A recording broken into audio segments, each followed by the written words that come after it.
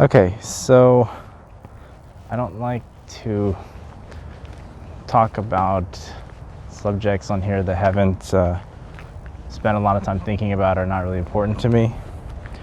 So I'm trying to give like a distillation of an entire like 2-year at least phase of thinking about a philosophy of mind when I was in college. I think that now it's probably better because I can just offer the main points that I thought about, and it's such a thinking about consciousness and the nature of reality is such a controversial topic.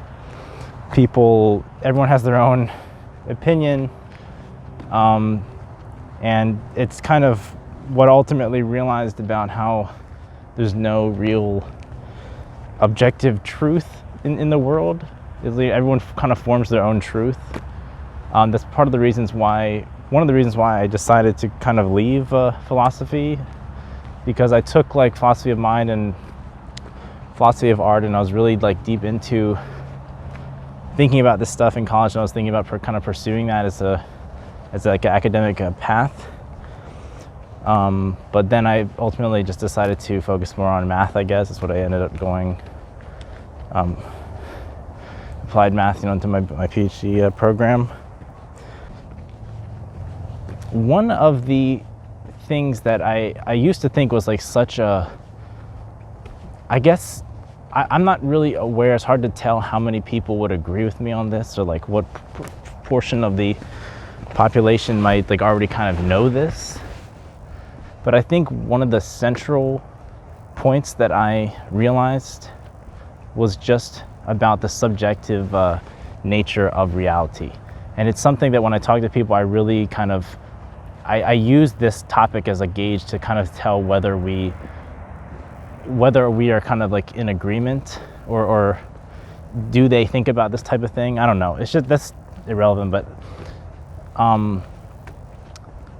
so the idea is just like, I realized at a certain point I had to recognize that, any organism, you as a human or an animal or whatever, if you have a brain, if you have if you're a conscious being, you are necessarily,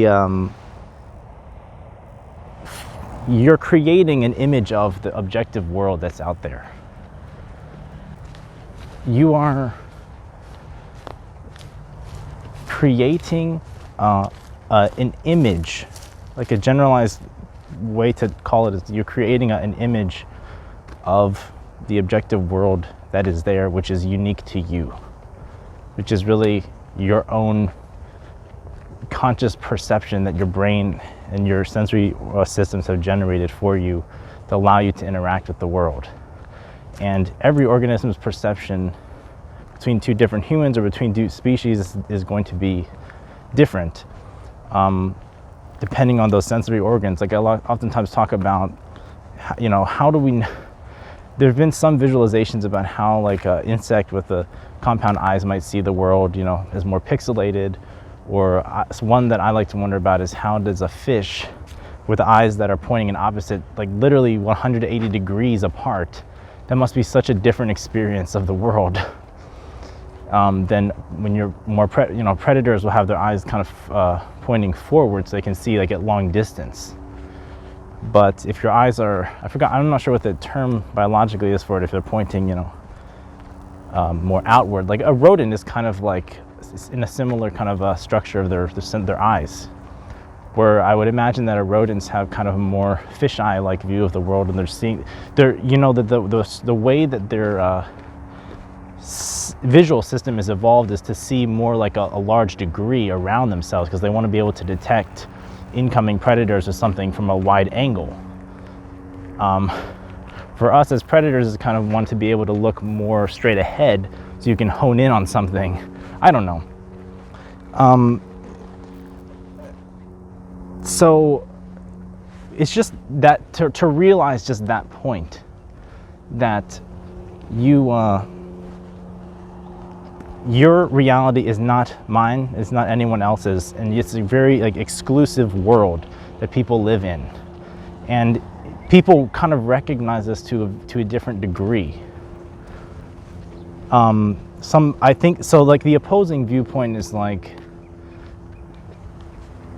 we're just in a world that we can all see and we all see it the same, and you know, the way I see the green of these trees is the same way that you see it. And you know, it's like we're all living in the exact same place. We all should be able to see and interpret everything to the, you know, in the same way, because we're seeing the same thing.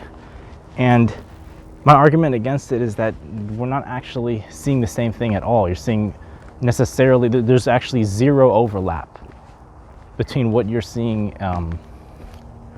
and what another person is seeing, like literally, or hearing.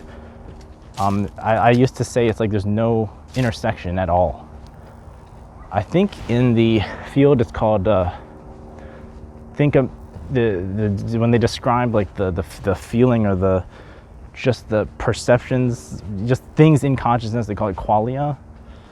And I was looking into area, I was really like infatuated, I guess, with an area called like phenomenology, which seemed to try to look at the specific things of consciousness that we experience. And so anyway, I'll just summarize it up and say that the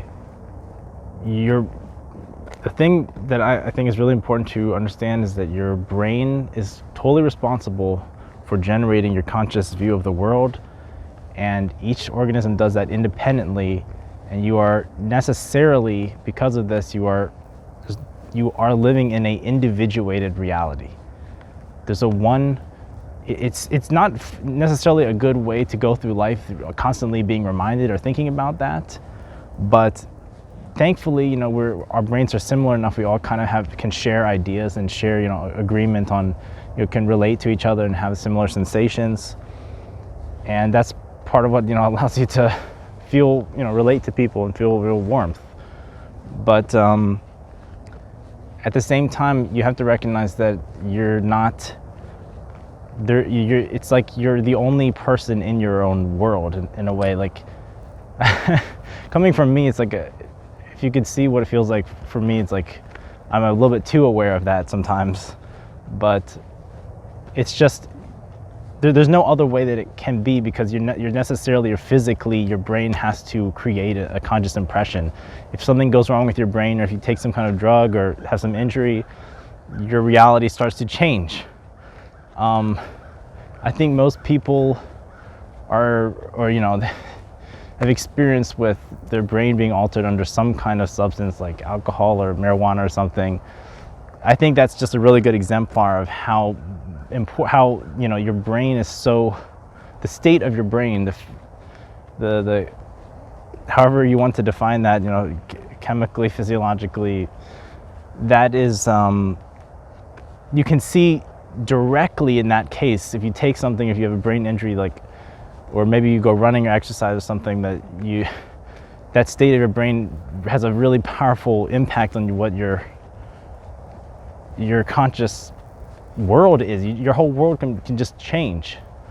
So it's just kind of surprising to me that people don't recognize or talk about this subject more, because it's so obvious. If you were to alter your brain chemistry like that it's like your whole world is now changed.